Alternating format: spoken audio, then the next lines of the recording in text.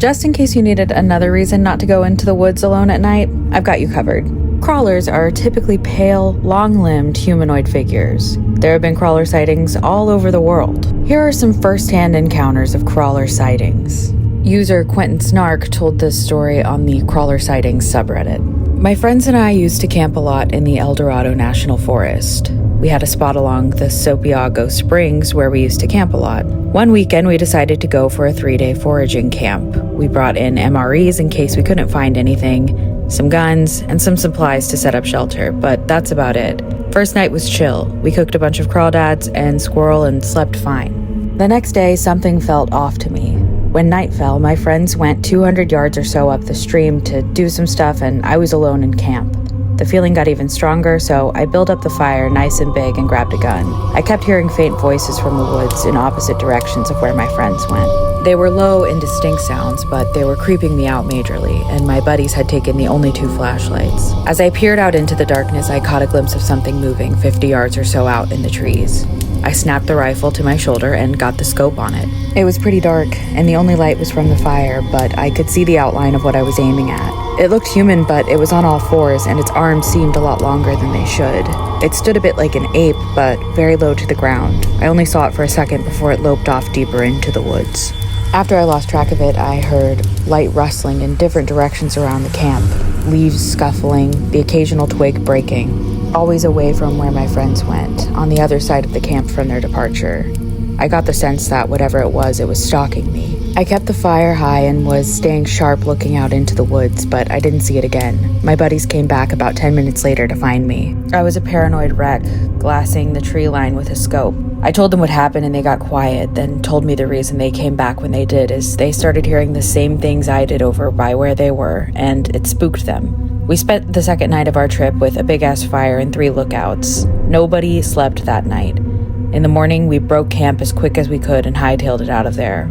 We never camped in that spot again.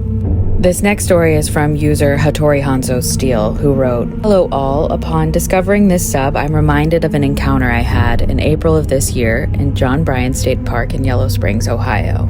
My boyfriend and I were walking down a trail towards a bridge. About halfway down, I saw a white woman with a bob haircut.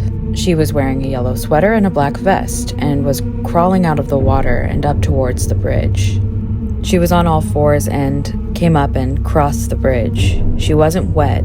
By the time we got to the bridge, she was already across and down the trail. She turned and saw us and I waved, but her face was completely expressionless. Once we crossed the bridge, we got further and further down the trail until I realized that we hadn't run into her or seen her at all. She wasn't that far ahead of us. We should have seen her or passed her. She was just gone. Upon realizing this, the hair on my body stood on end and the entire sound of the park went completely silent. I stopped my boyfriend and pointed out the silence. The wind stopped, the bugs stopped, hell, the sound of the water stopped. I've spent entire days at this park hiking the entire thing. I've never had an encounter like this. We turned around and left. Once we got back to the bridge, the sounds gradually returned, but I've never, ever in my life had an experience quite like that." This final story is a long one, but it's worth it. It's from user capable-AD8799. "When I was 15 years old, I was part of a school trip to visit the country of Bhutan. Bhutan is an ancient country where the Western world has barely had any influence. We were traveling in a small group of about 20 people. Most of our group was sleeping at a hotel, but our tour guide invited us on a secret trip to a drinking establishment in town. We went on the trip and we met some girls. We went back to the hotel to hang out with the girls, and later that night, around 11 p.m., they asked us to walk them home. Little did we know the walk would be about 4 miles in each direction. As we walked up the hill, the girls pointed out a shortcut path through the woods. They told us that because they had received blessings from local monks, we would be protected walking through the woods, but that when we returned, we should take the long way home. The reason that they gave us was that the woods were haunted. We laughed at their local superstition and we saw no strange sights on the way up. When we got to the destination, we spent a few minutes there before we left. My friend and I played lacrosse together in high school. He was stocky, strong, and altogether not a timid young man. We were both strong, confident, even cocky. Encouraging each other not to fear the darkness of the Himalayan night, we walked back down the mountain underneath the clear light of a waxing moon. When we reached the trailhead of the shortcut through the woods, I remembered and repeated the warning that the girls had given us. My friend, not a superstitious young man, joked that I was being a scaredy cat. I told him I was not scared, and I took point as we entered the woods. He followed behind and even attempted to scare me a few times by jumping on me. After about 20 minutes, we reached a clearing in the woods. As we did, I began to see strange lights floating in the trees. What came next was something I could have never expected or imagined. Across the clearing, bathed in the blue light of the moon, just standing there, was an upright naked figure. It stood about 5 feet tall, completely hairless, with gray skin and eyes illuminated by a soft yellow glow. I froze on the spot, petrified by what I was seeing and unsure if I could trust my eyes. My friend hid behind me, looking over my shoulder, and asked, "What the fuck is that?"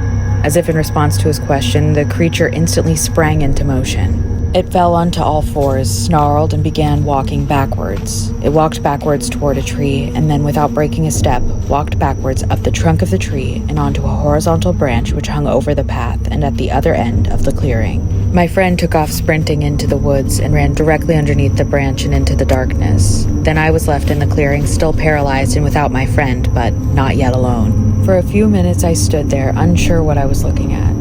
I began to pray every prayer I knew, and yet still the creature sat on the branch staring at me with its glowing yellow eyes. I got a long, good look at the creature and noticed its bulging pot belly and simultaneously emaciated figure. It looked exactly like a hungry ghost from Asian folklore. I had no choice but to walk towards the creature. I walked directly underneath the branch, looking up at the yellow eyes and snarling dirty teeth. Saliva dripped from above onto the path below me. At every moment, I thought the creature would pounce down on me, but it didn't. I circled around the creature, keeping it in front of me, as I then backed away into the woods. I continued walking backwards until the clearing was long out of sight.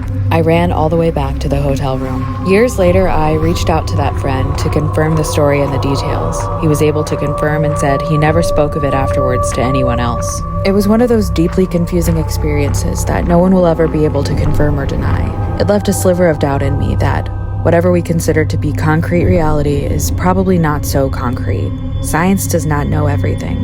This was not a fictional story. This is a real anecdote about my life, and it haunts me to this day. As I wrote this story, bone-chilling fear took hold of me, and the same familiar tears of true horror began streaming down my face.